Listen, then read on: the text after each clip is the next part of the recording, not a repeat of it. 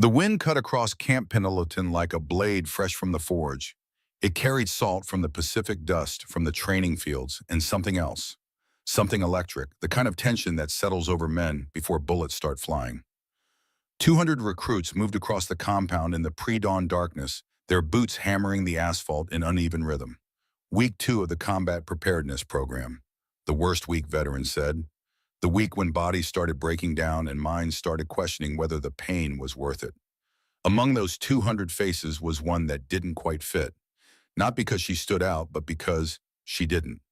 Rowan Mercer moved through the formation like smoke. 5'7", 135 pounds, soaking wet with dark brown hair, pulled back so tight it made her gray eyes look even sharper.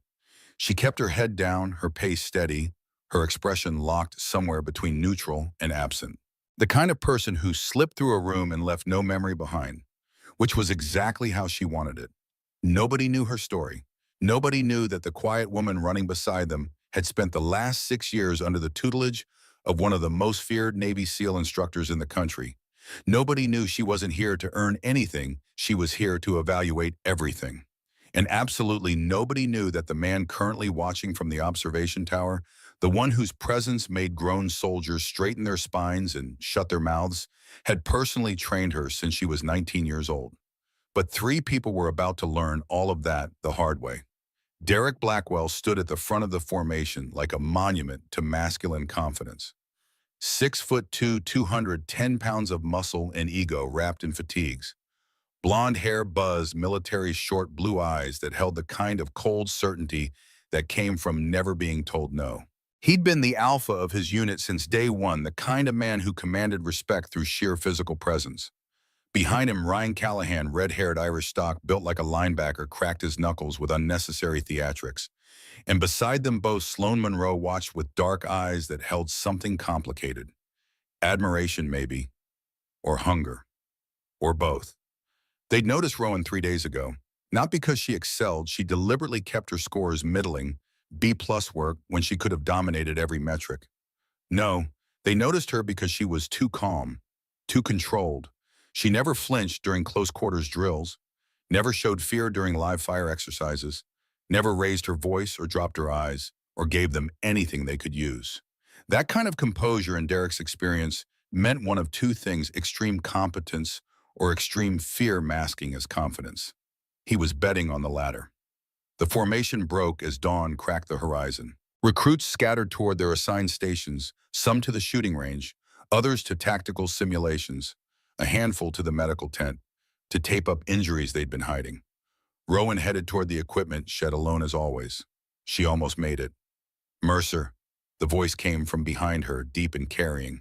She stopped, turned slowly. Derek stood 10 feet away, Ryan and Sloan flanking him like backup singers who'd forgotten they weren't the star. Blackwell, she said. Her voice was quiet, flat, the vocal equivalent of beige. You're awful quiet, Derek said, taking a step closer. People who stay quiet usually got something to hide. Rowan's expression didn't change. Or maybe they just don't have anything to prove, dang. Ryan snorted. Sloan's eyes narrowed. Derek smiled, but it didn't reach his eyes. Everybody's got something to prove here. That's the whole point, unless you're not cut out for it. I'm cut out fine. We'll see about that tomorrow. Derek crossed his arms, muscles flexing under his shirt in a display so obvious it would have been funny if the threat behind it wasn't so clear. CQC drill, close quarters combat. You know what that is? I'm familiar. Good, because you're with us. 3-on-1 modified training exercise. Instructor already approved it. Rowan's jaw tightened the first crack in her armor. The drill protocol is 1-on-1. Not tomorrow, it isn't. Derek leaned in, voice dropping. Think of it as accelerated learning. You'll thank us later. He walked away before she could respond, Ryan and Sloan following like satellites locked in his orbit. Rowan stood alone in the empty space they'd left behind, her hands loose at her sides, her breathing steady.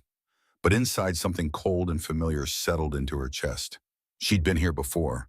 Different faces, same test. And in the observation tower, unnoticed by most Chief Petty Officer Marcus Briggs, leaned against the railing and watched a scene he'd seen 1,000 times in 1,000 different forms.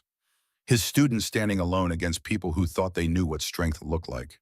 They were about to get an education. Briggs lowered the binoculars. His jaw worked grinding teeth that had already been ground down by 2 decades of watching young men and now young women walk into situations they weren't prepared for. But Rowan was different. Rowan was prepared for damn near everything. The question wasn't whether she could handle Blackwell and his crew. The question was whether she should have to. He pulled out his phone, typed a brief message, deleted it. Typed another, deleted that too. Finally, he pocketed the device and headed down from the tower.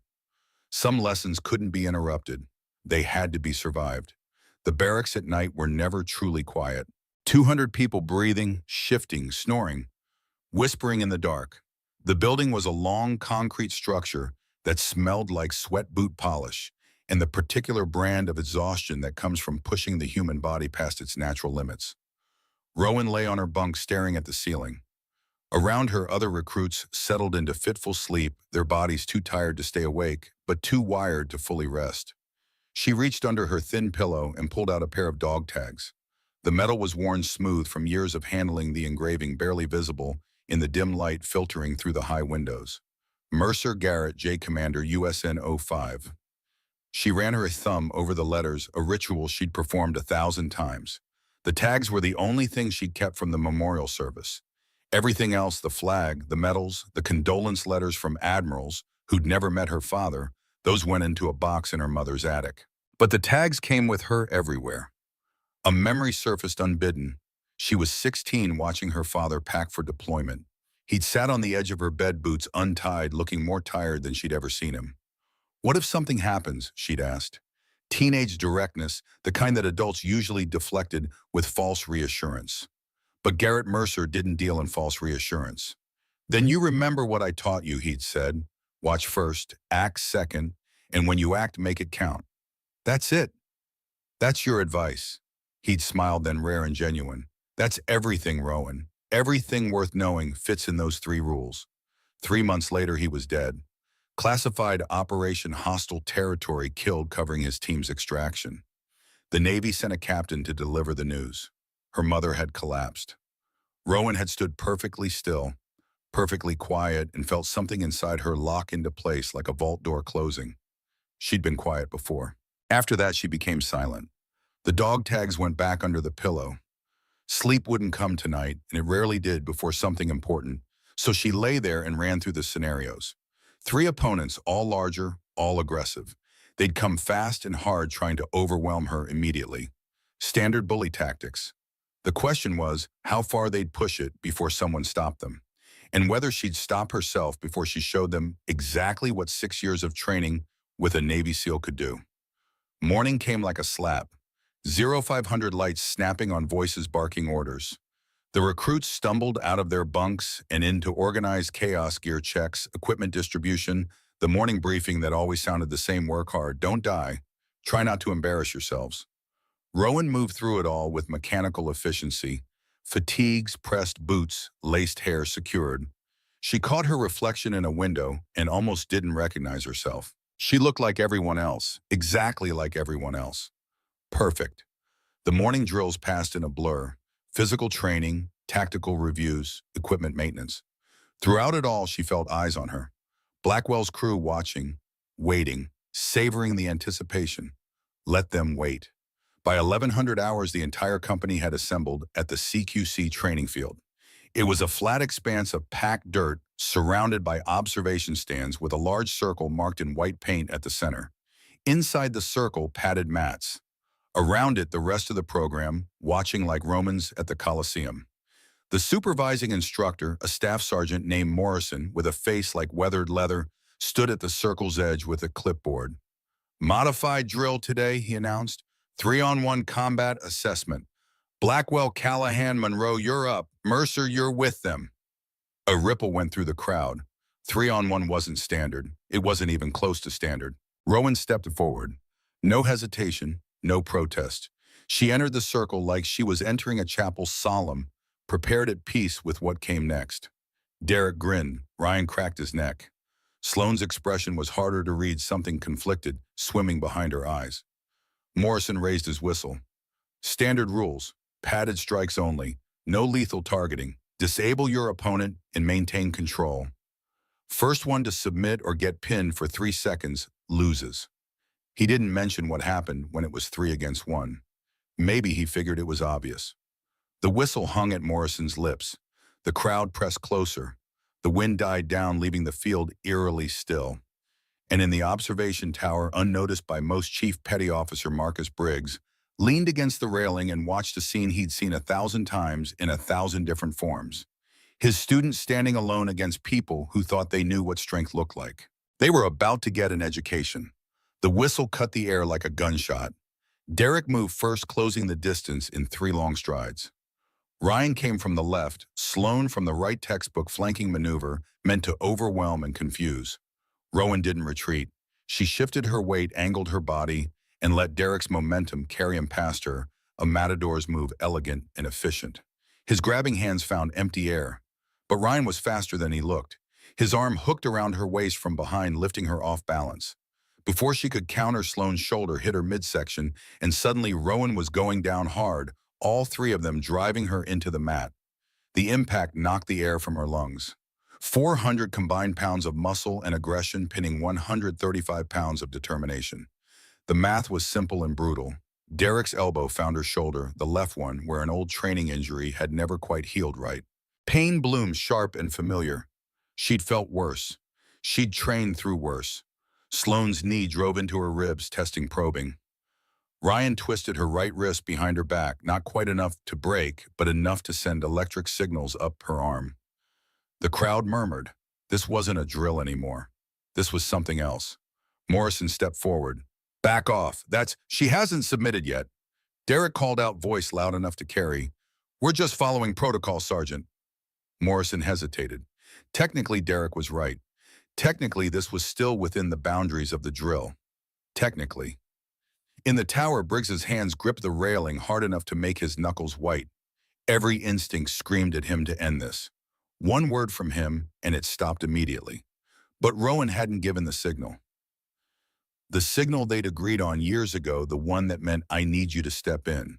And until she gave it, he had to trust she knew what she was doing, even if it killed him to watch. Rowan's face pressed against the mat. She counted her breaths. 1, 2, 3. Pain was just information. Briggs had taught her that during their first month of training, when she'd thought her body would shatter under the workload. Pain tells you something's wrong, but it doesn't tell you to quit. Only you can make that decision. 4, 5, 6. She cataloged the pressure points. Derek's weight centered on her left side, predictable, trying to aggravate the shoulder injury he'd probably noticed during previous drills. Ryan's grip on her wrist, strong but overconfident thumb, positioned wrong. Sloane's knee and her ribs hesitant, like she wasn't sure she wanted to be here. 7, 8. Derek leaned close, his voice a whisper meant only for her owner. My brother was Kyle Blackwell, 23 years old. Died in Afghanistan because his medic was a woman who froze when it mattered. 47 seconds. That's how long she froze while he bled out. 9, you all freeze, Derek hissed. Maybe not in training, maybe not in drills, but when it's real, when bullets are flying and men are dying, you freeze. It's biology. It's fact. 10. Rowan opened her eyes. The pain was still there, sharp and insistent. But beneath it, something else rose. Not anger. Anger was sloppy, uncontrolled. This was colder, precise. She spoke for the first time since entering the circle, her voice muffled by the mat, but clear enough. I'm sorry about your brother. Derek blinked, thrown off. But you're wrong, Rowan continued, and you're about to learn exactly how wrong. Morrison shouted again, Blackwell, that's enough. Derek raised the training knife, a rubber blade meant for mock strikes. Raised it high for a finishing blow, the kind that was strictly forbidden in controlled drills. A clear violation of protocol. The knife descended. Rowan moved. Her left hand shot up, not to block, but to intercept. Her fingers found Derek's wrist at the perfect moment, the split second between acceleration and impact. Pressure point on the radial nerve, right where Briggs had shown her 1,000 times. Squeeze and twist. The knife clattered to the mat. In the same fluid motion, she rolled her hips, throwing her weight sideways. Sloan, caught off guard, stumbled back. Rowan's leg came up, controlled but powerful, catching Sloan in the center mass. Not enough to hurt, just enough to move her. Ryan tried to maintain his grip on her wrist, but Rowan was already moving. She pulled forward instead of pushing back, using his own strength against him, and drove her elbow backward into his solar plexus. Textbook strike, advanced SEAL close quarters technique, 90 pounds of force concentrated into 2 square inches. Ryan's grip released as his diaphragm spasmed all the air, leaving his lungs in a rush. 4.8 seconds. That's how long it took to reverse 3-on-1 odds. Derek, recovering from the wrist strike, charged again. Pure aggression, no technique. Rowan waited until he was 2 steps away, then sidestepped and used his own momentum against him. She hooked his lead arm, rotated her hips, and executed a perfect shoulder throw that would have made a judo master proud. Derek hit the mat hard enough to raise dust. Sloane scrambled to her feet, eyes wide with something between fear and awe. She rushed forward, but Rowan was already there behind her. Somehow, one arm controlling Sloane's elbow, the other gently but firmly pressing her face toward the mat. Not violent, not excessive, just irresistibly controlled. "Stay down," Rowan said quietly. "Please." Sloane went still. The entire field had gone silent. 200 recruits watching, instructors frozen mid-motion. Even the wind seemed to hold its breath. Rowan stood in the center of the circle, surrounded by 3 people who'd underestimated her so completely they'd never seen the counter coming. Her breathing was elevated but controlled. Her expression was neutral, professional, like she'd just completed a routine drill, which to her she had. Then a voice cut across the field, sharp and absolute. "Stop!" Chief Petty Officer Marcus Briggs descended from the observation tower like a storm given human form. He moved with the kind of purposeful stride that made people instinctively step aside. 48 years old, but built like he could still run a triathlon without breaking stride. Gray hair, cropped military short brown eyes that had seen things most people only had nightmares about. He'd been a Navy SEAL for 22 years before moving into training. He'd operated in countries whose names were still classified. He'd buried friends and trained replacements and carried the weight of command until it carved permanent lines into his face. And right now, every ounce of that experience showed in his expression. The crowd parted. Briggs entered the circle, his boots hitting the mat with deliberate weight. He stopped in front of Derek Blackwell, who was still on the ground cradling his wrist. "How's your wrist, Blackwell?" Derek looked up, face flushed with pain and humiliation. "Sir, I didn't know she—" "You didn't know because you didn't ask." Briggs's voice wasn't loud. It didn't need to be. Authority wasn't about volume. You saw someone quiet and assumed weak. You saw someone disciplined and assumed afraid. You saw a woman and assumed inferior. He turned slowly, his gaze sweeping across the 3 of them like a searchlight. "But your biggest mistake wasn't underestimating her abilities." Briggs gestured toward Rowan, who stood perfectly still, eyes forward at attention despite not being ordered to. "Your biggest mistake was laying hands on someone under my direct supervision." A murmur rippled through the crowd. Several older instructors straightened, recognition dawning on their faces. "This woman," Briggs continued, his voice carrying to every corner of the field, "completed Navy SEAL level close quarters combat training at the age of 22. She spent 6 years under advanced tactical instruction. She knows 16 different ways to disable an opponent without causing permanent injury, and another 32 ways to do it with." The murmurs grew louder. "She's here as part of an integrated combat methodology exchange program, evaluating the effectiveness of this training curriculum." Briggs paused, letting that sink in. "You weren't testing her. She was testing you, and you failed spectacularly." Derek's face had gone pale. Sloane looked like she wanted the earth to open up and swallow her. Ryan just stared, mouth slightly open. Briggs moved closer to Derek, his voice dropping but losing none of its edge. "You want to know who she is, really?" He pointed toward the memorial wall at the far end of the compound, a granite structure engraved with names of fallen service members. "Row 3, Column 7, Commander Garrett J. Mercer, Navy SEAL, killed in action during classified operations. Some of you know that name. Some of you served with him. He was one of the best operators this country ever produced." Briggs looked down at Derek. "You just assaulted his daughter in a controlled training drill." The silence that followed was absolute. Even the distant sounds of the bass seemed to fade away. Derek stared up at Briggs, his face cycling through emotions too fast to track: shock, horror, shame, disbelief. We didn't know." "No," Briggs said flatly. "You didn't. Because you made assumptions instead of asking questions. You let ego and prejudice guide your actions instead of judgment and respect. He straightened up, his voice rising to address the entire assembled company. Let me be crystal clear about what happened here. These three recruits violated training protocol. They initiated a three-on-one assault in a drill designed for one-on-one combat. They ignored direct commands from a supervising instructor to cease action, and they employed forbidden techniques that could have resulted in serious injury.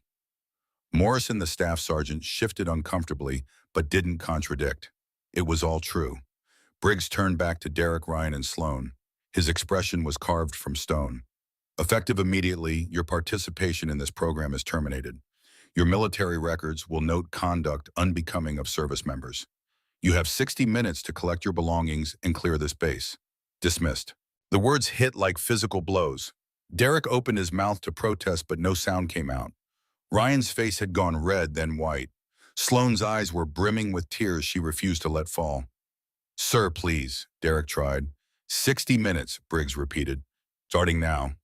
Two MPs appeared from the crowd they'd been standing by. Rowan noticed, probably alerted by Briggs before this even started. The three recruits were escorted away, their careers ending before they'd truly begun, destroyed by 60 seconds of poor judgment and a lifetime of poor assumptions. The crowd remained frozen, processing what they'd witnessed. This wasn't just a drill gone wrong. This was a line being drawn, a standard being set. Briggs stood in the center of the circle, alone now, except for Rowan. He didn't look at her directly, didn't acknowledge her beyond what he'd already said. But his hand moved just slightly, a gesture so small most people would miss it. Are you okay? Rowan's hand moved in response, equally subtle. I'm fine. Briggs nodded once, then turned to address the crowd again. This program is designed to forge warriors, not bullies, not cowards hiding behind group tactics. Warriors who understand that strength without discipline is just violence, and violence without purpose is just cruelty. He let that hang in the air for a moment. You're dismissed. Report to your assigned stations. We resume standard training schedule in 30 minutes. The crowd dispersed slowly, people glancing back over their shoulders, whispering to each other. The story was already being written, already being shaped into legend. Did you see the way she moved? Did you hear what Briggs said about her training? Did you know her father was Commander Mercer? Rowan stood in the center of the circle as the field emptied around her.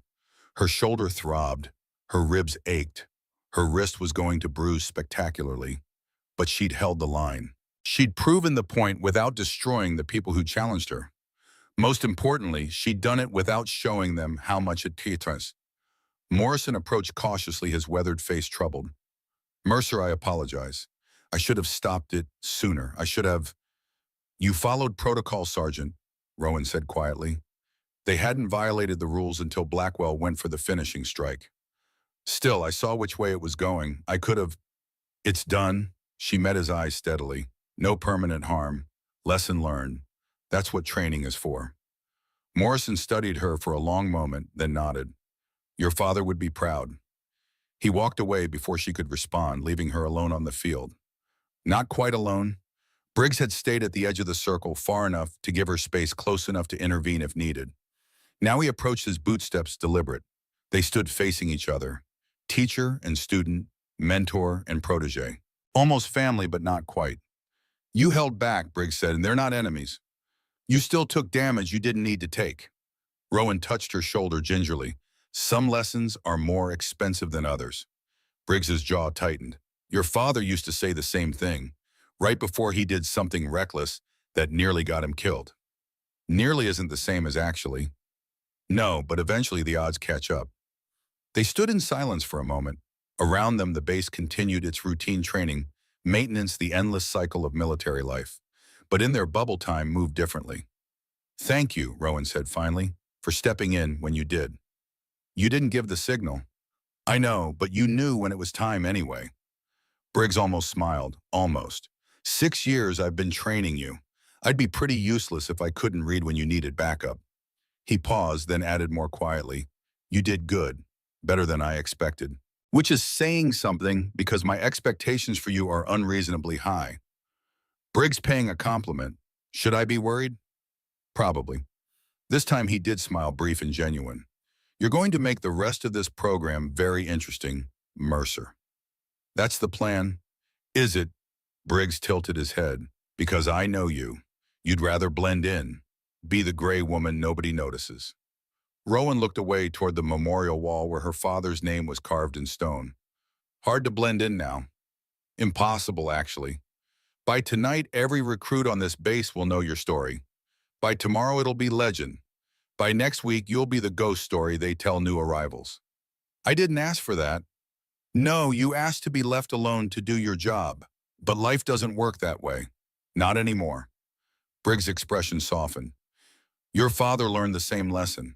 You can't be exceptional and invisible. Not for long. Rowan was quiet for a long moment. When she spoke, her voice was barely above a whisper. I just wanted to prove I could do it. That women could do it. Without all the attention. I know, but proving it means people notice. That's the price of breaking barriers. Briggs touched her shoulder briefly, the uninjured one. Get that looked at by medical. That's an order, not a suggestion. Yes, Chief? He started to walk away, then paused.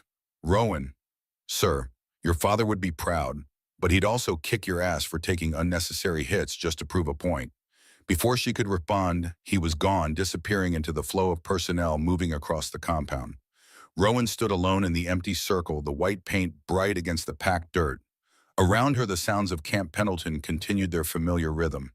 Boots on pavement, voices calling orders, the distant crack of rifle fire from the range. She pulled her father's dog tags from inside her shirt, where she always kept them, running her thumb over the worn engraving.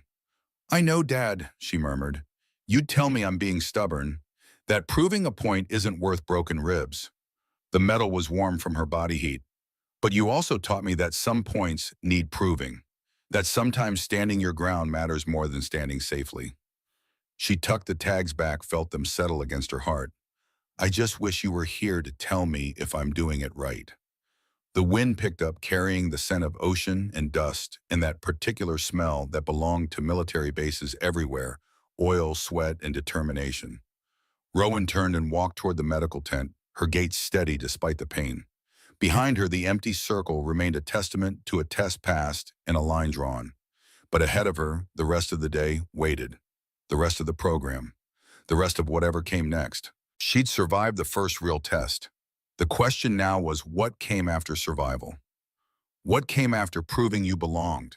What came when people finally saw you, really saw you, and you couldn't hide in silence anymore? Rowan didn't have those answers yet, but she had a feeling she was about to find out. One painful lesson at a time. The medical tent smelled like antiseptic and regret. Rowan sat on the examination table while a Navy corpsman, barely older than she was, prodded her shoulder with professional detachment. You're going to have some spectacular bruising, he said, his fingers tracing the already darkening skin. Ribs are tender but not broken. Lucky. Whatever happened out there, it could have been worse. Rowan said nothing. Lucky wasn't the word she'd use. The corpsman wrapped her shoulder, prescribed ice and ibuprofen, and sent her out with the kind of look that said he'd seen this before. People pushing too hard, breaking themselves to prove points that nobody but them cared about. She stepped back into the afternoon sun and immediately felt the weight of eyes on her. Groups of recruits stopped their conversations as she passed. Some nodded respectfully. Others just stared. A few whispered behind their hands. The story was spreading faster than she'd anticipated. By 1600 hours, it had reached every corner of the base. By evening chow, it had grown into something larger than the truth. Rowan heard the whispers as she moved through the mess hall, fragments of conversation building into mythology. Took down 3 guys in under 5 seconds. Daughter of some legendary SEAL. Briggs trained her personally for years. Heard she could kill a man with her bare hands. That last one made her want to laugh. She could kill a man with her bare hands, technically. Briggs had taught her how, but knowing how to do something and doing it were universes apart. She collected her tray, chicken that tasted like cardboard vegetables that had given up on life, coffee that could strip paint, and looked for an empty table. Found none. Every seat was either occupied or strategically avoided, like people were afraid sitting near her might somehow obligate them to conversation they weren't ready for. Finally, she spotted movement in the corner. Ellis Thornton, the young recruit who'd been struggling since day one, was waving her over to a table with 3 empty seats. Rowan hesitated, then walked over. The kid had kind eyes and terrible situational awareness, which was either endearing or dangerous depending on context. "Ma'am," he said as she sat, then immediately corrected himself. "Sorry, we're not supposed to. You're the same rank as us. I just meant—" "It's fine, Thornton." Rowan set her tray down. "Thanks for the seat. Are you okay? After what happened, I mean." That looked brutal. "I'm fine." "You sure? Because Blackwell's a big guy, and when you went down, I thought—" "I'm fine," she repeated more firmly. Ellis nodded, getting the message. They ate in silence for a few moments. Around them, the mess hall buzzed with overlapping conversations, laughter, the clatter of trays and utensils. Normal sounds, everyday sounds, but Rowan felt anything but normal. "Can I ask you something?" Ellis said finally. "You're going to anyway. The water bottles, the gear adjustments, you wasn't it, helping me out when everyone else was—" He stopped, uncertain how to finish. Rowan took a sip of terrible coffee. "I don't know what you're talking about." "Right, okay. But if someone had been doing that hypothetically, I'd want them to know it mattered. It made a difference." She looked at him, then really looked. 23 years old, baby-faced, probably joined up to prove something to a father or brother or his own reflection. The kind of kid who got eaten alive in programs like this unless someone looked out for him. "Hypothetically," Rowan said carefully, "if someone had been helping, they'd probably say you helped yourself. You kept showing up. That's the hard part." Ellis smiled, relieved. "Still, thank you. Hypothetically." They finished eating in companionable silence. When Ellis left to bus his tray, Rowan sat alone again, pushing cardboard chicken around her plate. Her shoulder throbbed. Her ribs ached with each breath. And somewhere deep in her chest, something else hurt, something that had nothing to do with physical injury. She'd won the fight, proven the point, shown everyone that underestimating her was a mistake. So why did it feel so hollow? The barracks were quieter than usual that night. People gave Rowan space, a bubble of respect or fear, or both surrounding her bunk. She lay in the darkness, listening to the breathing of 200 people pretending to sleep, and felt more alone than she had in years. Her phone buzzed, a text from a number she didn't recognize, but she knew who it was before opening it. Medical tent, 2200 hours, unofficial. She checked the time, 21:45, 15 minutes. Rowan slipped out of her bunk, moving with the same silence that had earned her the nickname Ghost. Nobody stirred as she dressed and left. The base at night was a different creature. Shadows pooled between buildings. Floodlights created harsh islands of illumination surrounded by darkness. Somewhere in the distance, a helicopter performed night exercises, its rotors beating the air like mechanical thunder. The medical tent was dark except for a single light in the back office. Rowan entered through the side door, unsurprised to find Marcus Briggs waiting for her. He sat in the corpsman's chair, still in his duty uniform despite the late hour. A file folder lay open on the desk in front of him, her file, she realized. Her entire military history condensed into manila and paperwork. "You summon," she said. "Sit."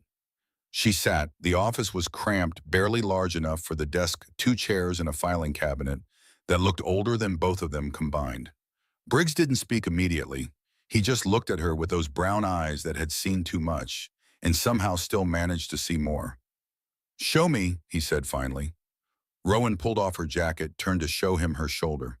The bruising had deepened purple and black, spreading like spilled ink. Briggs's jaw tightened, the muscle jumping under his skin. "Christ, Rowan." Corman said, "Nothing's broken." "That's not what matters." His voice dropped. "How bad is the pain?" "I've had worse in training." "That's not the point." "Then what is the point?" She turned back to face him, pulling the jacket on again. "I handled it. They're gone. Lesson learned. What else matters?" Briggs leaned back in his chair, the old metal creaking. "You know what your father said to me the day you were born?" The change of subject threw her. "What?" "We were on leave, sitting in the hospital waiting room.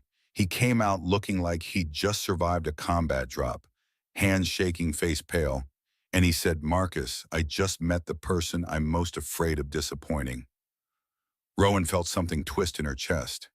"He said that he was terrified of screwing you up, of passing on all his damage, all his mistakes. He wanted you to be better than him, stronger, smarter, less broken." "I'm not broken." No, but you're breaking yourself trying to prove you're not. Briggs leaned forward, elbows on his knees. You took hits today you didn't need to take. You absorbed punishment to make a point. That's not tactics, Rowan. That's martyrdom. I had to let them think they were winning. Why, because if I'd countered immediately, they'd say I was overly aggressive. They'd say women can't control their responses under pressure. But if I endured, first absorbed the attack, and then defended myself, she stopped the logic suddenly sounding thin even to her own ears. Then you prove you're tougher than them, Briggs finished, at the cost of your own body. It worked, didn't it? It worked today. What about tomorrow? Next week? Next year? He pulled something from his pocket, a prescription bottle, set it on the desk between them. Corman filed his report, said you take these. Pain management for a chronic injury. Want to tell me about that? Rowan looked at the bottle, her name on the label, the medication she'd been taking for 2 years. Training accident, you remember. Fractured ribs during that fall exercise. I remember telling you to take 3 months off. I remember you taking 3 weeks and coming back before the bones had fully healed. Briggs's voice was quiet, but underneath it ran something dangerous. How long have they been bothering you? They're fine. How long, Rowan? She met his eyes. Since about 6 months after I came back. They ache in cold weather, sometimes sharp pains when I breathe wrong.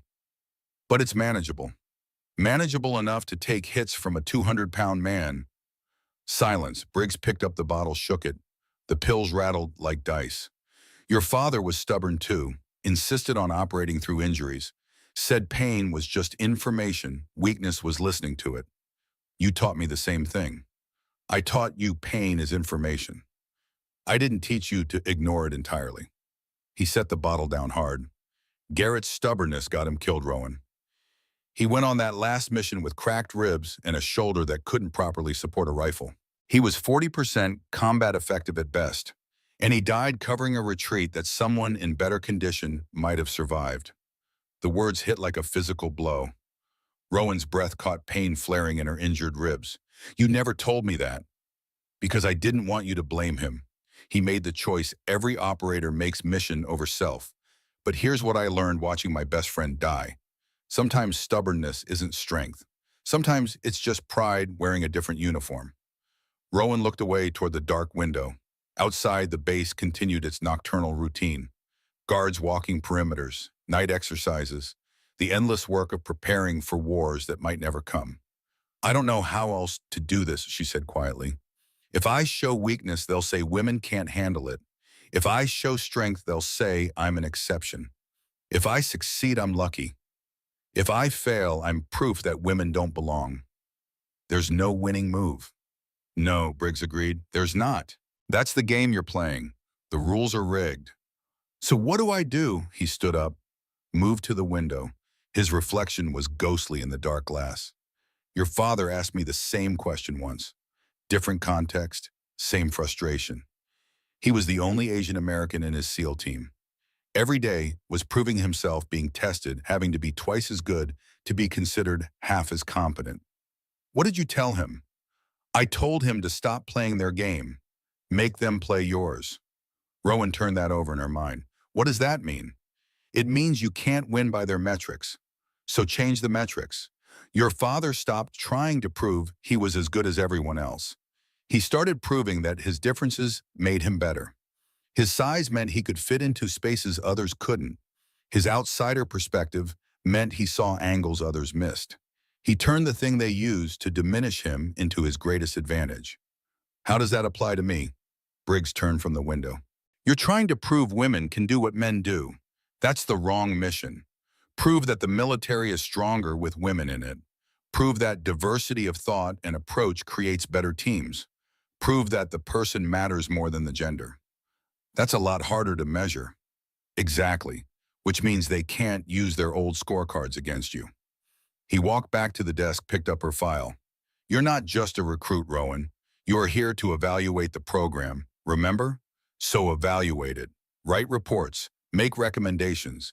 Show them that women don't just belong. Show them that excluding women has been making them weaker all along. It was a strategic reframe, the kind of thinking Briggs excelled at. Turn defense into offense. Turn the battlefield itself into your weapon.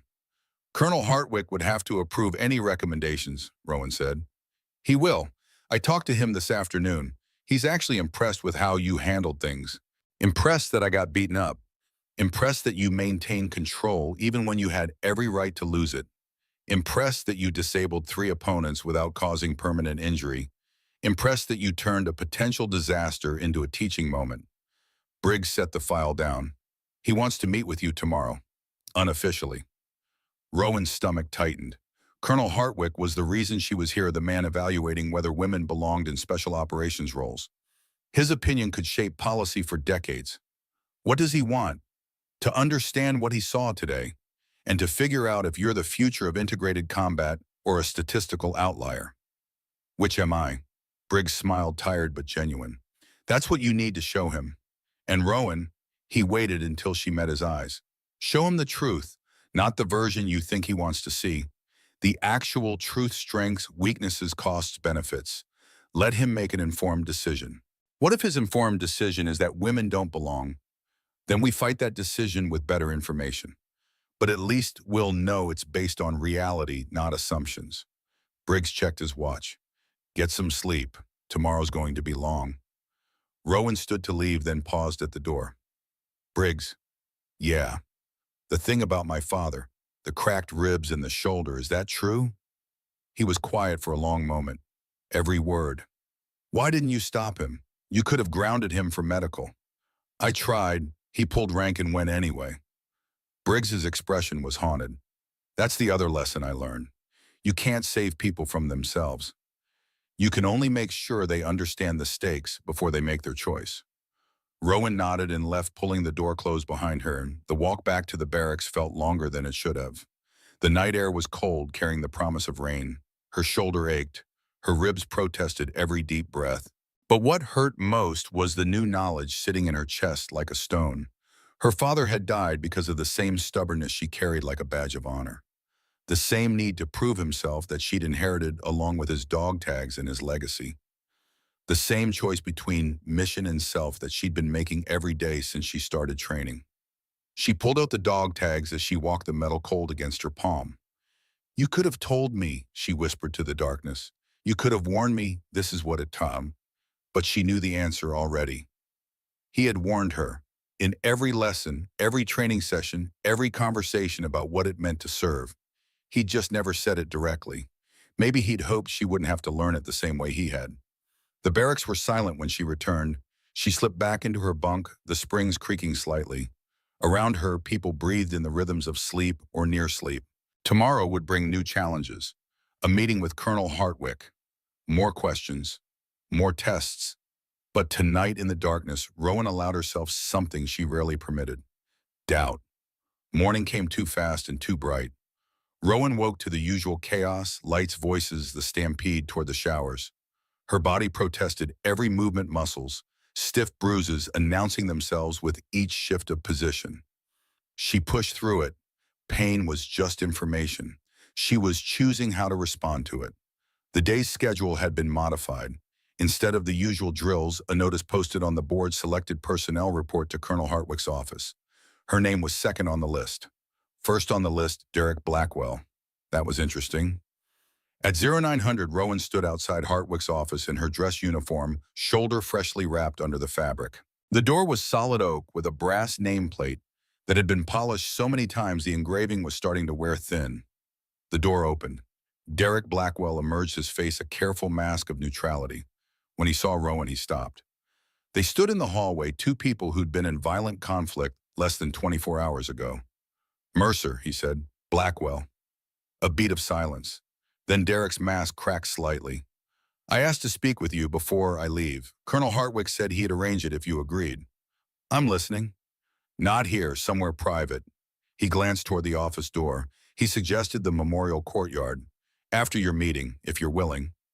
Rowan studied him, saw genuine remorse in his eyes, something broken and raw that hadn't been there yesterday. Okay, Derek nodded, relief crossing his features. Thank you.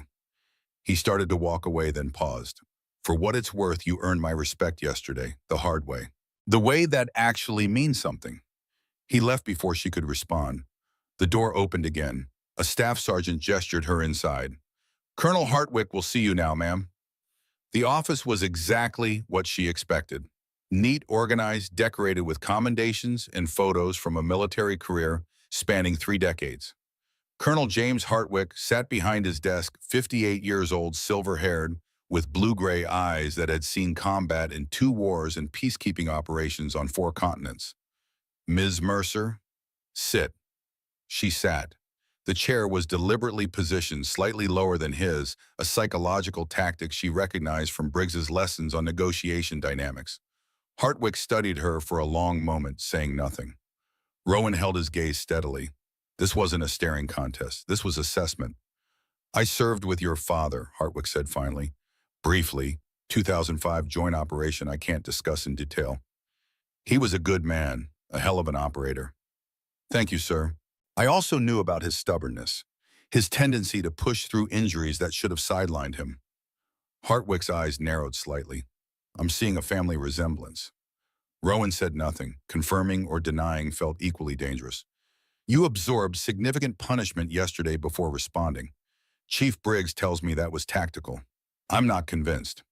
Sir, if I countered immediately, you would have demonstrated superior combat capability without unnecessary injury. Hartwick interrupted. Instead, you demonstrated that you're willing to absorb punishment to make a political point. That concerns me. The directness caught her off guard. Most officers danced around uncomfortable truths. Hartwick apparently preferred the frontal assault approach. Permission to speak freely, sir. Granted. Every woman in military combat roles faces a no-win scenario. If we avoid confrontation, we're weak. If we engage too quickly, we're aggressive. If we succeed, we're exceptions. If we fail, we're proof the entire gender doesn't belong. Yesterday, I chose to endure first and respond second because it demonstrated both capability and restraint. At the cost of your ribs. At the cost of some bruising, sir. Chief Briggs says those ribs were already injured. Chronic issue from a training accident. Damn Briggs and his thoroughness. The injury is managed, sir. It doesn't impair my performance. Except when someone drives a knee into it. Hartwick leaned back in his chair. Here's my concern, Ms. Mercer. I'm not evaluating whether you specifically can handle special operations demands. You've proven that repeatedly. I'm evaluating whether integrating women into these programs is sustainable and safe. And yesterday made you doubt it. Yesterday showed me that the culture isn't ready, that female operators will face challenges beyond the physical demands. Harassment, sabotage, violence disguised as training. If the solution to that is for women to endure it silently, then we're not creating equal opportunity. We're just creating a different kind of punishment. Rowan absorbed that, turning it over in her mind. He wasn't wrong. What's your recommendation, sir? I don't have one yet. That's why you're here. Hartwick pulled out a folder thicker than her standard file. I've been reviewing integrated combat programs from 8 different countries. Israel, Norway, Germany, Canada, others. Every one of them faced similar issues during implementation. He opened the folder showing her data, charts, statistics, incident reports. In every case, the first women through the programs faced disproportionate scrutiny and aggression from male counterparts. In every case, some women responded by trying to out-tough the men, taking unnecessary risks, hiding injuries, proving they could absorb the same punishment. And it failed. The women burned out, or got seriously injured, or proved they could handle the same destructive culture that's been breaking male operators for decades. None of those outcomes advanced the mission. Hartwick closed the folder there and met her eyes directly. The programs that succeeded made different choices.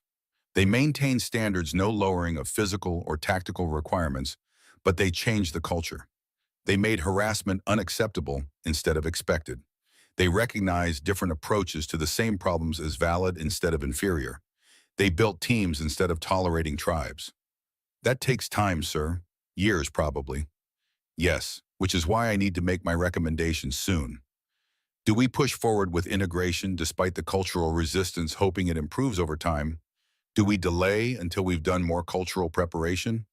Or do we conclude that the resistance is insurmountable and abandon the effort? The weight of those options settled over the room like a physical presence. What happened yesterday, Hartwick continued, could support any of those conclusions. Female operator successfully defended herself, evidence for integration. Female operator faced excessive aggression from male counterparts, evidence for delay. Female operator absorbed unnecessary punishment rather than defend herself immediately, evidence for abandonment. Which interpretation are you leaning towards, sir? The one that best serves the military's mission. Which is why I'm asking you, what did yesterday teach you that I need to know? Rowan took a breath, felt her ribs protest, ignored them. It taught me that the problem isn't capability, sir. Derek Blackwell isn't a bad person. He's a grieving brother who's been carrying rage for 3 years with no outlet. Ryan Callahan isn't a bigot. He's drowning in family expectations. Sloane Monroe doesn't hate women. She's terrified of being seen as weak herself. So the culture that created yesterday's incident isn't about women in combat. It's about a military culture that valorizes toughness over everything else, that treats asking for help as weakness, that tells men they have to prove themselves through dominance and tells women they have to prove themselves through endurance. Yesterday didn't happen because I'm a woman. It happened because we're all trapped in a system that measures worth through suffering. Hartwick was very still. Go on. If you delay integration until the culture changes, you're giving that culture permission to never change. If you abandon integration, you're confirming that the culture is more important than the mission. But if you push forward with integration while also pushing to change the culture, then I'm fighting a war on two fronts, Hartwick finished. Yes, sir, the only war worth fighting. The colonel studied her for a long moment. Then surprisingly, he smiled. It was tired but genuine. Your father said something similar to me once. We were discussing whether to include local forces in an operation. He said any mission worth doing is worth doing the hard way, because the hard way is usually the right way. Sounds like him. Sounds like you.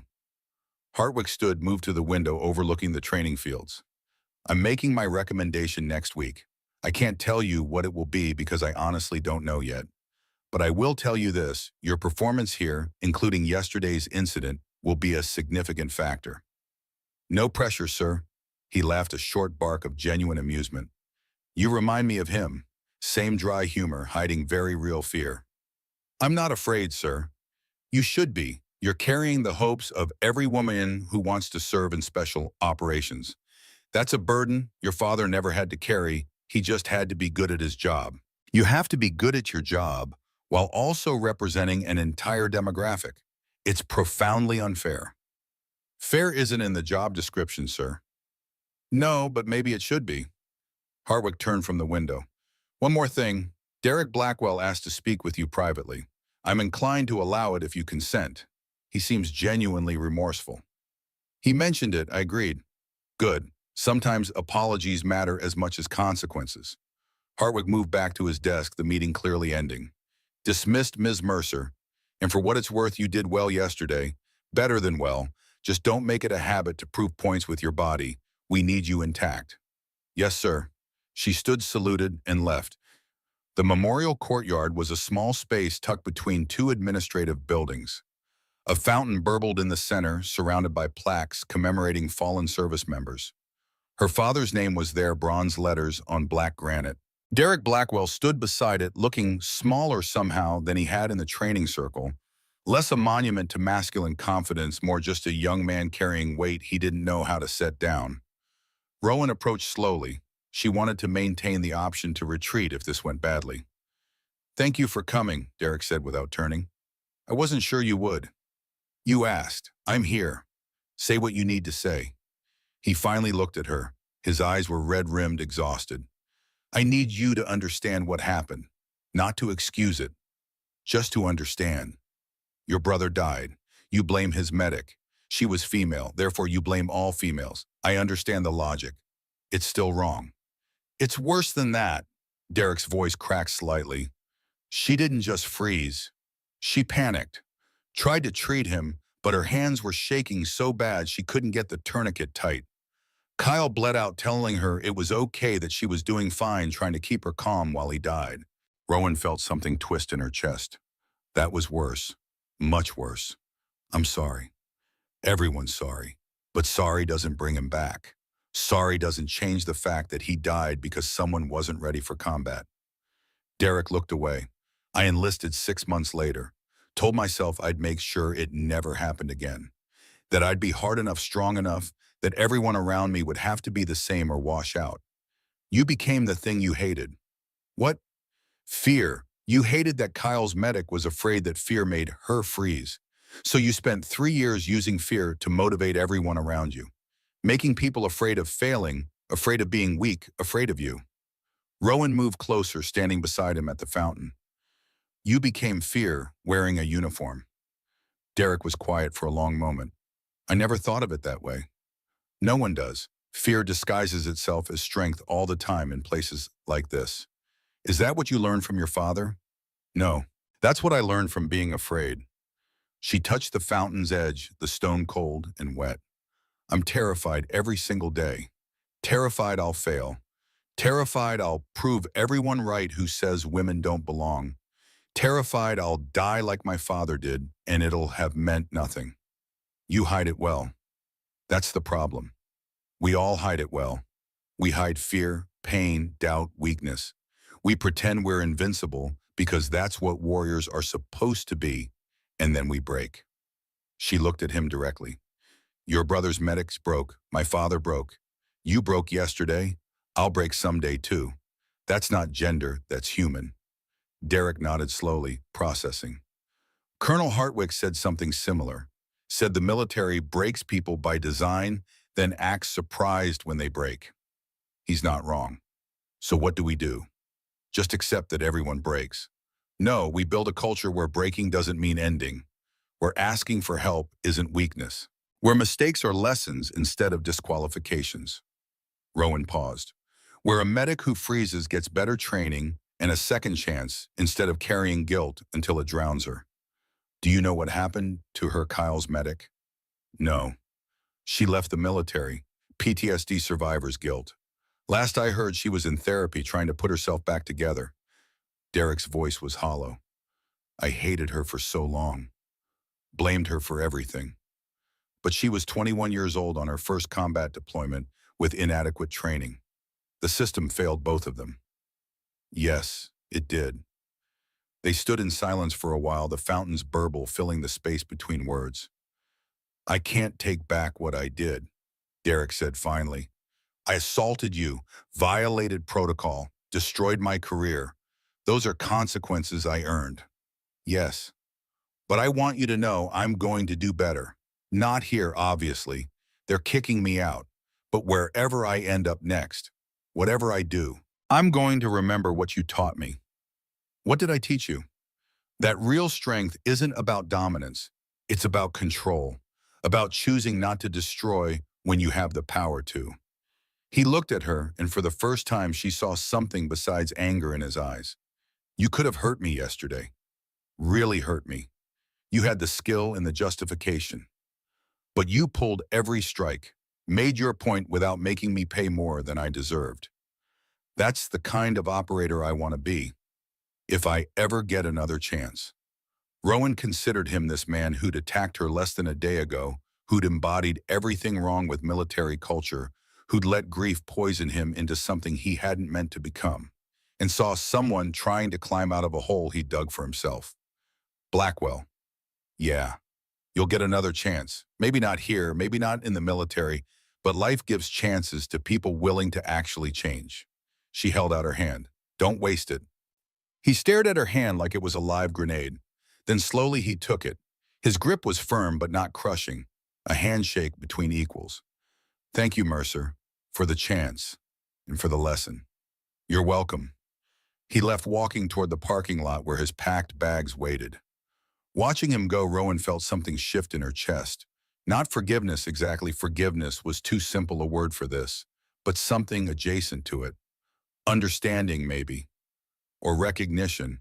They were all fighting the same war against themselves. Some of them were just better at hiding it. She turned back to the memorial wall, found her father's name among the others, ran her fingers over the bronze letters. I met with Hartwick, she said quietly. He's trying to figure out if women belong in special operations, if the cost is worth it, if changing the culture is possible. The fountain burbled. Somewhere in the distance, training exercises continued. I told him it was worth fighting for. That any mission worth doing is worth doing the hard way. She smiled slightly. Apparently I got that from you.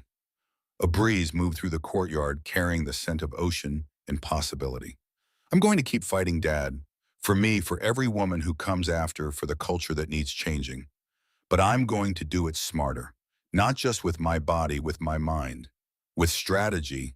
With the lessons you taught me. She stepped back from the wall.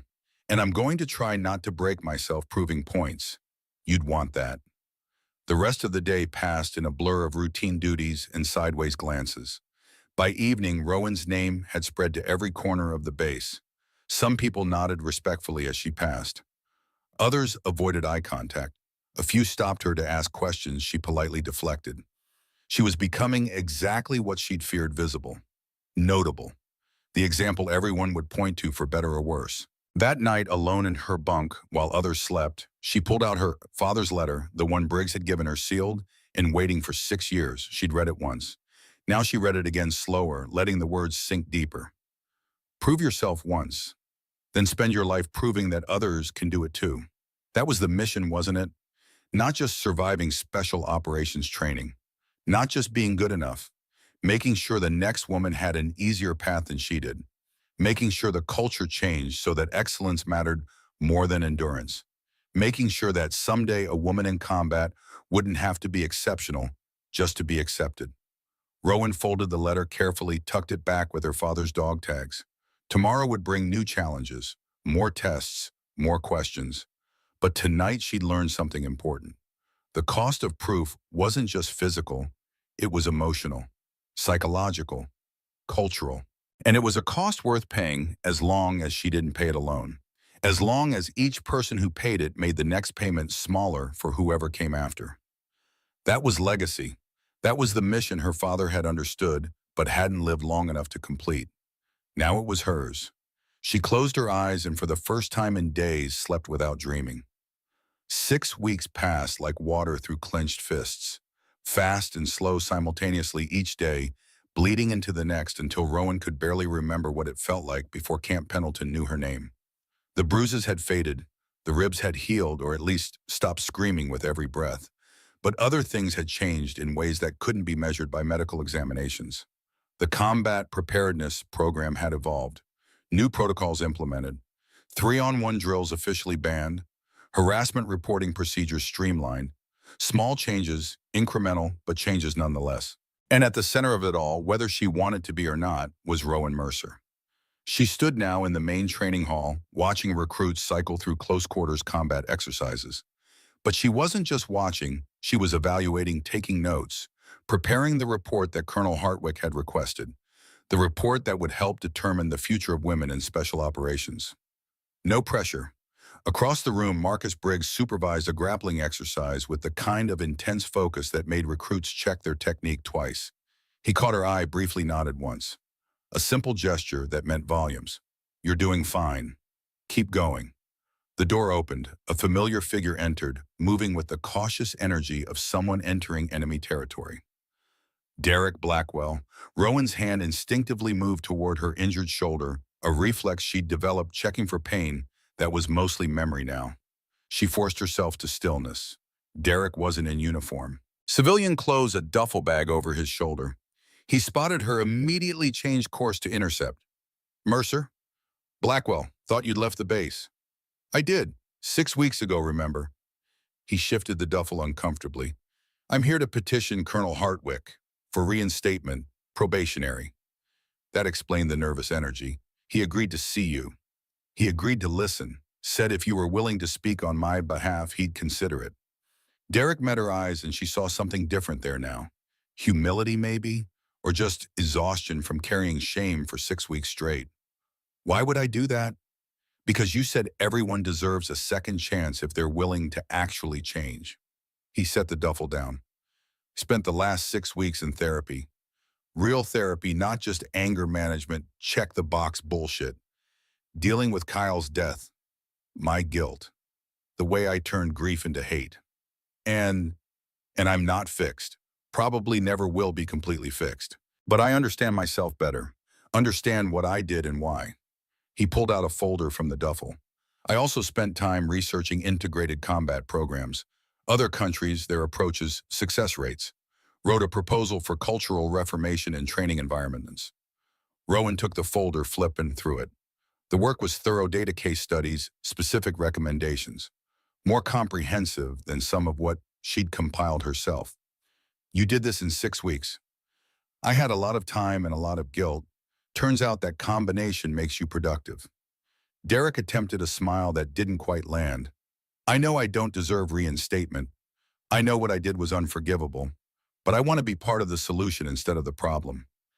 If you'll let me. Rowan studied him, this man who'd attacked her, who'd represented everything wrong with military culture, who'd somehow managed to crawl out of his own darkness. You understand that if you come back, you'll be starting from zero. No authority, no respect, earn nothing but what you build from scratch. I understand. And that you'll be working alongside women, taking orders from women, potentially being evaluated by women. I understand. And that if you fuck up even once, you're gone permanently. I understand. Derek's voice was steady, certain. I'm not asking for forgiveness, Mercer. I'm asking for the chance to earn redemption. There's a difference, Vicky had. She closed the folder, handed it back. Colonel Hartwick's office, 1400 hours. I'll speak with him beforehand. Relief washed over Derek's face. Thank you. Don't thank me yet. I'm going to tell him exactly what happened and exactly why it can't happen again. If he still agrees to reinstate you after that, then you can thank me.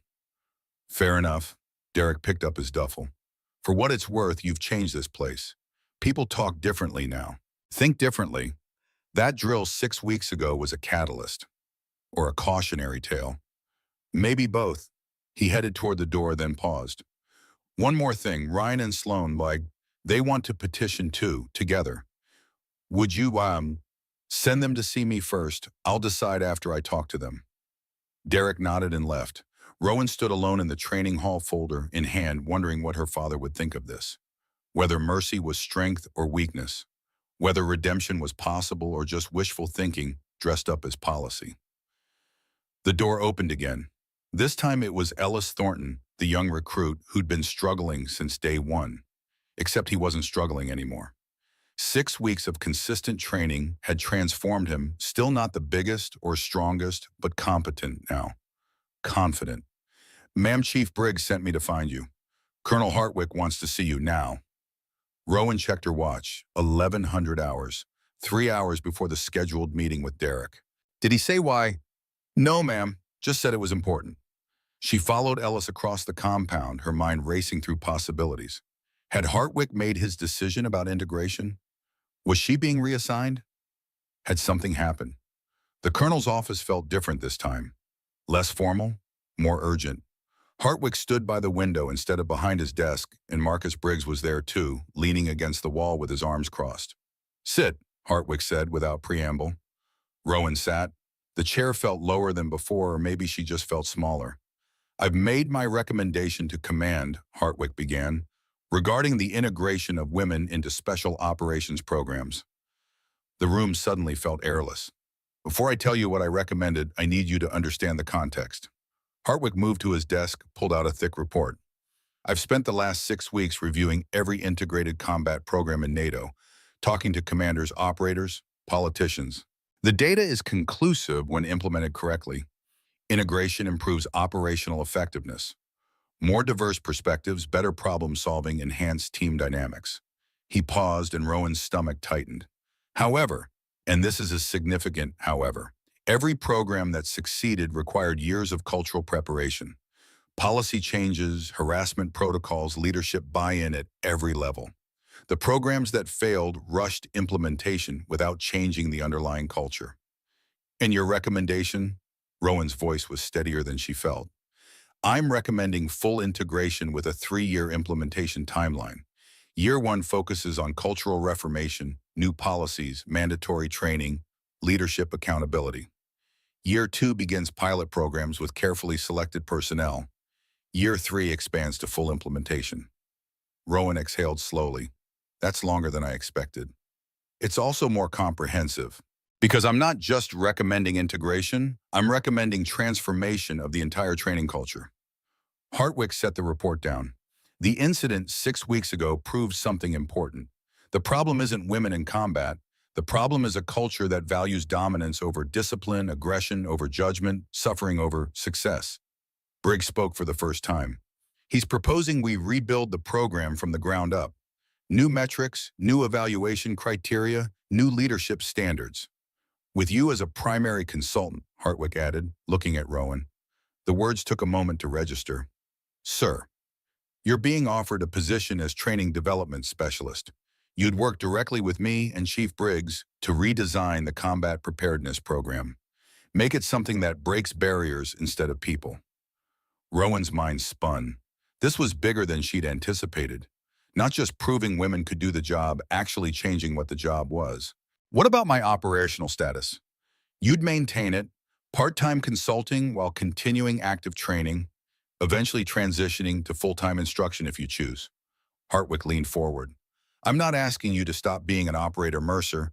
I'm asking you to help create operators who are better than we were. She looked at Briggs, who nodded slightly. This was real. This was happening. When do I start? Yesterday would be ideal, but I'll settle for Monday.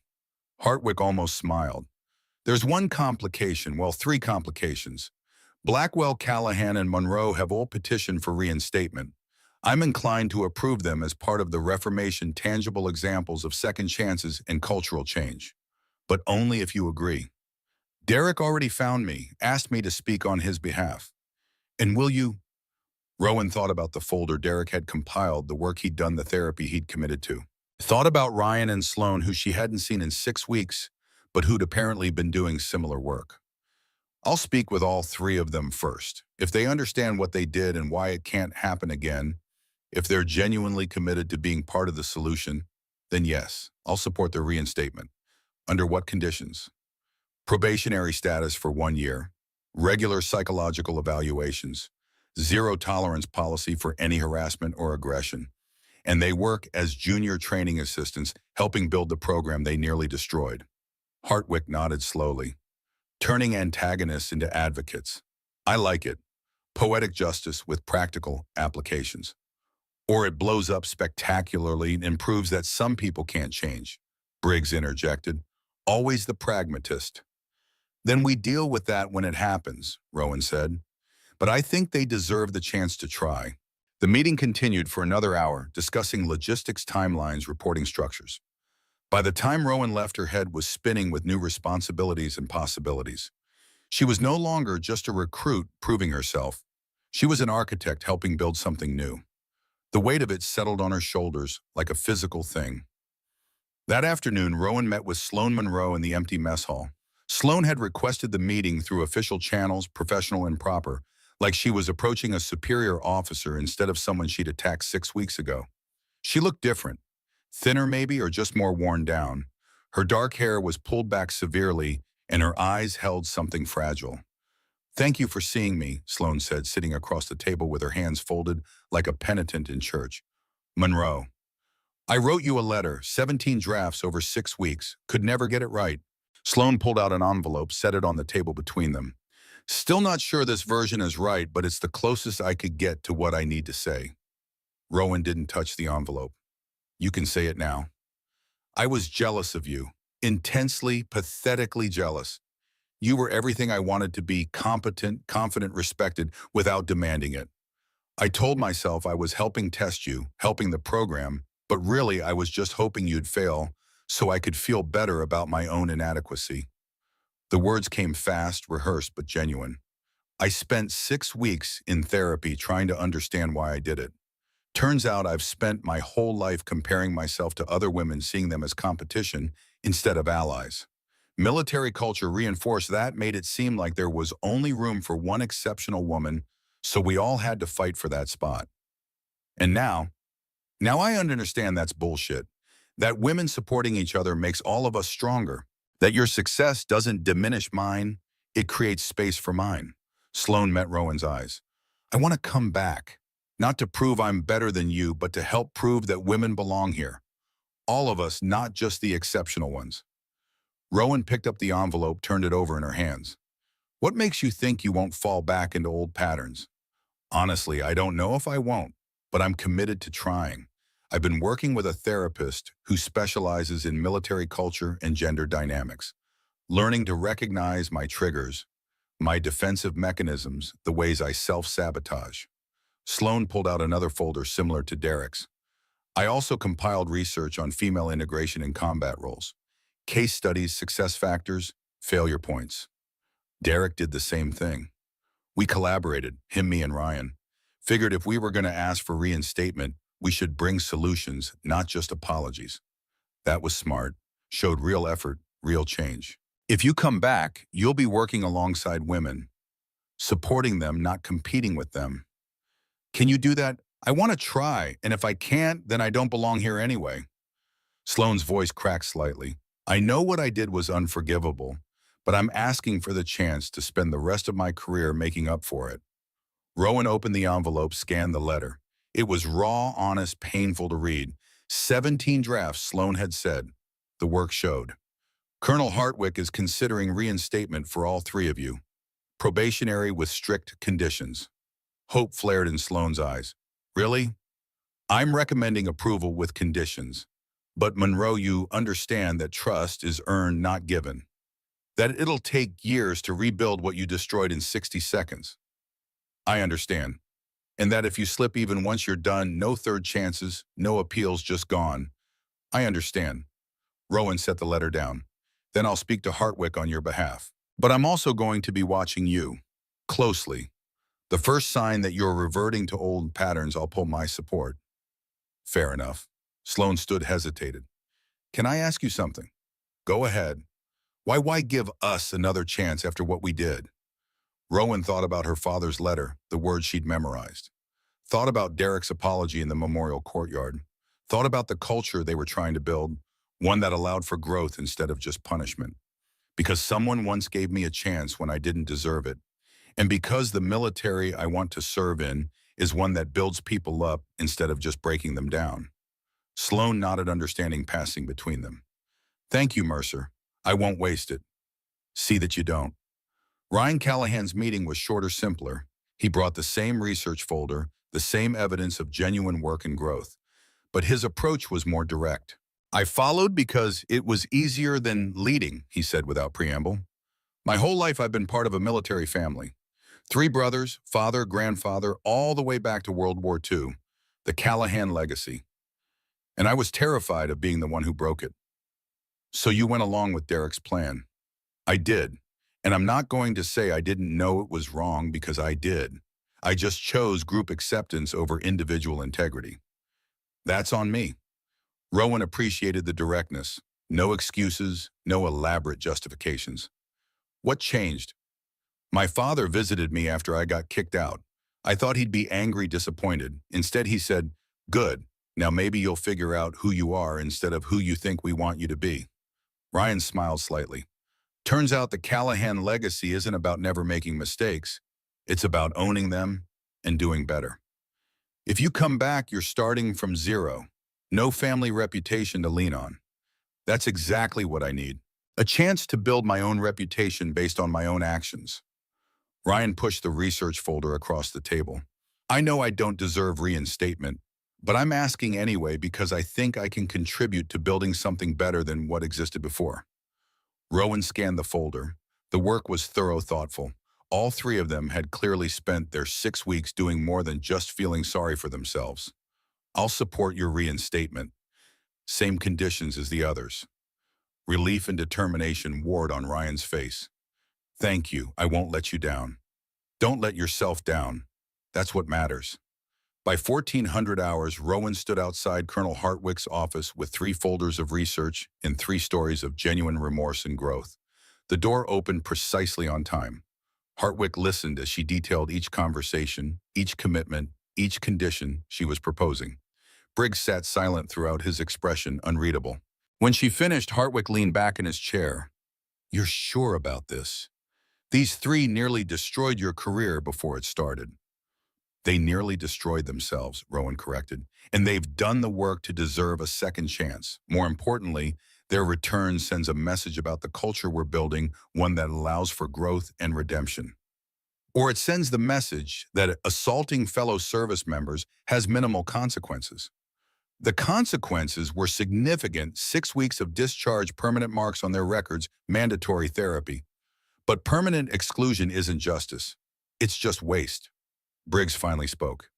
She's right. We lose too many good people because we have no middle ground between perfect and gone. This could be a model for how we handle mistakes without destroying careers. Hartwick considered this, fingers drumming on his desk. Finally, he nodded. Approved. Probationary reinstatement for all three, effective Monday. They'll report to you, Mercer, as junior training assistants. Any issues, any problems, and they're done permanently. Understood, sir. Good. Now get out of my office. You have a program to redesign. 3 months later, Rowan stood in the redesigned training facility watching the first class of the reformed combat preparedness program run through exercises. Mixed gender teams, new protocols, emphasis on collaboration over competition, and working as junior instructors, Derek, Ryan, and Sloan. It wasn't perfect. There were still moments of tension, still old habits surfacing, but there was also something new, something better. Derek spotted a female recruit struggling with a grappling technique and moved to help, not to dominate or show off, but to teach. Ryan led a tactical briefing that emphasized different approaches to the same problem rather than declaring one method superior. Sloan mentored a group of young women sharing her own struggles with comparison and competition. They were all building something together. Briggs appeared beside Rowan, observing the same scene. Think it'll last? The program or the people, both? Rowan watched Derek demonstrate a technique with patience she wouldn't have believed possible 3 months ago. The program will last if we keep working at it. The people, some will make it, some won't. That's always true. Very diplomatic. I learned it from the best. They stood in comfortable silence, watching the next generation train. Ellis Thornton was there too, no longer struggling, but thriving, helping newer recruits the way Rowan had helped him. The cycle continuing. Your father would be proud, Briggs said quietly, not just of what you accomplished, but how you did it, with precision and mercy. He would have done it better. Maybe. Or maybe you're doing exactly what he couldn't, changing the culture instead of just surviving it. Rowan pulled out her father's dog tags, worn smooth from constant handling. The letter was in her pocket too, always close. Prove yourself once. Then spend your life proving that others can do it too. She was doing that now, not just proving women could succeed in special operations, but proving that the entire system could evolve, that mistakes could become lessons, that antagonists could become allies, that the price of change didn't have to be paid in blood and broken bones. Colonel Hartwick appeared in the doorway of the training facility, beckoned her over. Rowan excused herself from Briggs and crossed the room. Walk with me, Hartwick said. They walked the perimeter of the facility, the late afternoon sun casting long shadows across the compound. I'm presenting my final report to command next week, Hartwick said. Full integration with reformed training protocols. Your work over the last 3 months will be featured prominently. It wasn't just my work, sir. No, but you were the catalyst, the example that made others believe change was possible. He stopped walking, turned to face her. I'm also recommending you for promotion and permanent assignment as Director of Integrated Combat Training. Rowan's breath caught. Sir, I'm 25. That's a position for someone with experience, wisdom, and proven ability to transform culture, which describes you perfectly. Hartwick's expression softened slightly. You've spent 3 months doing what I couldn't accomplish in 30 years, actually changing how we train warriors. You've earned this. I don't know what to say. Say yes. Say you'll continue this work. Say you'll help build the military your father dreamed of serving in. Rowan thought about that, about her father serving in silence, carrying his differences as burdens instead of strengths. About all the operators who came after him, still fighting the same battles against culture and assumptions. About the possibility of something better. Yes, sir, I'll do it. Good, because we're just getting started. Hartwick smiled, a rare, genuine expression. 3 months ago, you were a recruit trying to prove women could handle special operations. Now you're the person proving that special operations can handle evolution. That's a hell of a transformation. Feels more like I just stopped hiding and started building. Maybe that's what transformation is. Stopping hiding, starting building, choosing construction over destruction. They walked back toward the training facility. Inside, the reform program continued its work. New recruits learning new ways. Old antagonists becoming new advocates. The future being built one careful lesson at a time. That evening, Rowan stood at the memorial wall one final time before accepting her new assignment. Her father's name gleamed in the fading light, bronze letters that would outlast them all. "I got the promotion," she said quietly. Director of Integrated Combat Training. Youngest person ever to hold the position. They were giving me resources, authority platform to actually change things. The wind carried the scent of ocean and possibility. "I'm terrified I'll fail. Terrified I'll prove everyone right who said I was too young, too inexperienced, too female. But I'm doing it anyway because someone has to. Because you taught me that fear is just information and I get to choose what to do with it." She traced her fingers over his name one last time. "I proved myself, Dad. Now I'm going to spend my career proving that others can too. Just like you wanted." A hand touched her shoulder, Briggs appearing from the shadows, like he always did when she needed him most. "Ready?" he asked. "No, but I'm doing it anyway." "That's the only kind of ready that matters."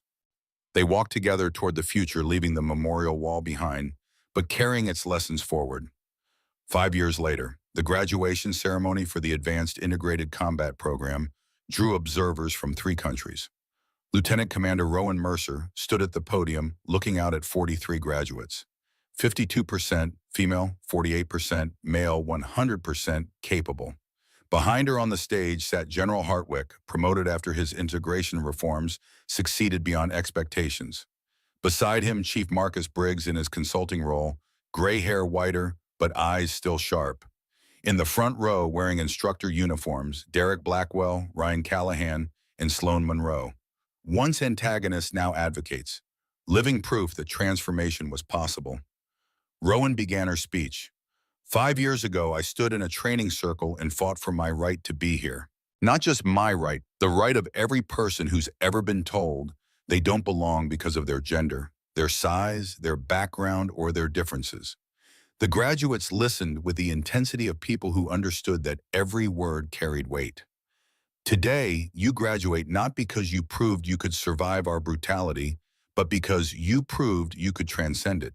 You learned to fight, yes, but more importantly, you learned when not to fight, when to collaborate, when to build instead of destroy." She paused, letting the words settle. "My father died serving this country in silence.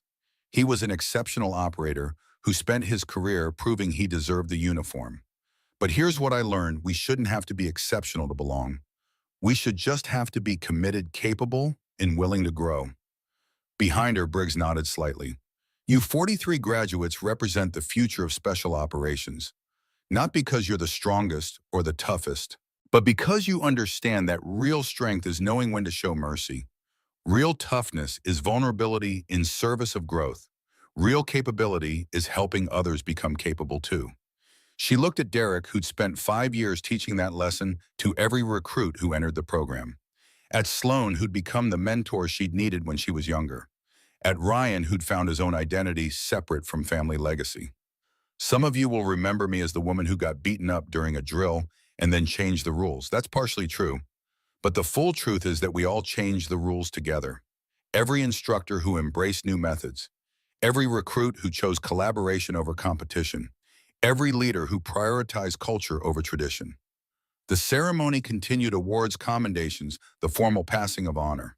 But the real moment came after, when the graduates dispersed and Rowan found herself surrounded by young operators asking questions, seeking advice, wanting to know how to carry this forward. Ellis Thornton appeared through the crowd, now Lieutenant Thornton, running his own training unit based on the principles Rowan had established.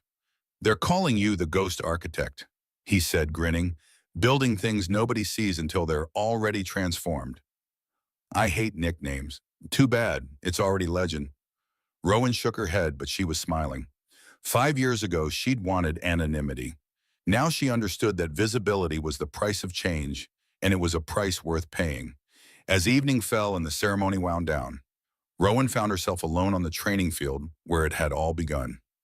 The circle was still there, white paint refreshed, but the shape unchanged. She stood in its center, remembering pain and fear, in that moment when she decided to stop hiding and start proving. Briggs approached moving with the careful deliberation of someone whose body had finally started to feel its years. Thinking about that day, he asked, thinking about all the days after, how one moment became a movement. That's usually how it works. One person stands up, then another, until standing up becomes normal instead of exceptional. Rowan turned to face him, this man who'd kept his promise to her father, who'd trained her when others said it was impossible, who'd believed in evolution when others insisted on tradition. Thank you, she said, for everything, for training me, for protecting me, for letting me fail and succeed in equal measure. That's what mentors do. We build scaffolding until you don't need it anymore. Briggs looked around the transformed facility. Your father asked me to look after you. I thought that meant keeping you safe. Turns out it meant helping you become dangerous in all the right ways. They stood together in the empty circle, the white paint bright in the fading light. I'm retiring, Briggs said suddenly. For real this time. Moving to Montana. Bought a cabin near a lake where the only thing that needs protecting is my fishing line from overly aggressive trout. You'll be bored in 3 months. Probably, but I earned the boredom. 30 years of building warriors. It's someone else's turn now. Who? He looked at her directly. You already know. Yes, she did. I'll do my best. You'll do better than that. You'll do what I couldn't, build a culture where people like your father don't have to prove themselves to death. Where excellence is expected, but perfection isn't mandatory. Where mistakes are lessons and lessons are opportunities. No pressure. Briggs laughed, the sound carrying across the empty field. Maximum pressure. But you've been carrying it for 5 years already. What's another 30? They walked toward the parking lot where Briggs's truck waited, packed with boxes of memories and commendations and all the accumulated weight of a career spent forging others. At the truck, he paused. Your father would be proud, but more than that, he'd be grateful. You did what he couldn't. You changed the fight. We changed it together. All of us. Maybe, but you had the courage to start. That's what matters. Briggs climbed into his truck, started the engine. Through the open window, he called out one last time. Keep building, Rowan. Keep transforming. Keep proving that evolution is possible. I will. I promise. She watched him drive away, the truck disappearing into the gathering dusk. Around her, Camp Pendleton continued its eternal rhythm, training, preparing, forging the next generation. But now it was forging them differently. Better. Rowan pulled out her father's dog tags, the metal warm from her body heat. 5 years of carrying them, 5 years of living up to the legacy they represented. But she wasn't just carrying his legacy anymore. She was building her own. Silence is survival, she murmured, repeating her father's words. But legacy is purpose. She'd survived. She'd proven herself. She'd transformed the system. Now came the hardest part, maintaining it, protecting it, ensuring that what they'd built didn't crumble under pressure or fade under indifference. That was the real mission. Not proving women could do special operations, not even reforming training culture. The real mission was making it permanent, making it normal, making it so ingrained that future generations wouldn't even remember there'd been a fight. Rowan turned back toward the training facility, toward the work that never ended, toward the future that needed building. Behind her, the memorial wall held her father's name alongside hundreds of others who'd served in silence. Ahead of her, the lights of the facility blazed bright, illuminating the path forward. She walked toward those lights with steady purpose, carrying her father's legacy and her own, simultaneously, proving with every step that evolution wasn't just possible. It was inevitable. It was necessary. It was already happening. And she, Rowan Ghost Mercer, daughter of Commander Garrett Mercer, student of Chief Marcus Briggs, architect of the new, would make sure it continued. One lesson at a time, one recruit at a time, one transformation at a time. Until the day when someone stood where she was standing and couldn't even imagine a world where people had to prove they belonged. That was the mission. That was the purpose. That was legacy. She entered the facility, the door closing behind her with a solid finality that sounded like promise and commitment. In all the tomorrows yet to come, the story wasn't over. It was just beginning, and she was ready.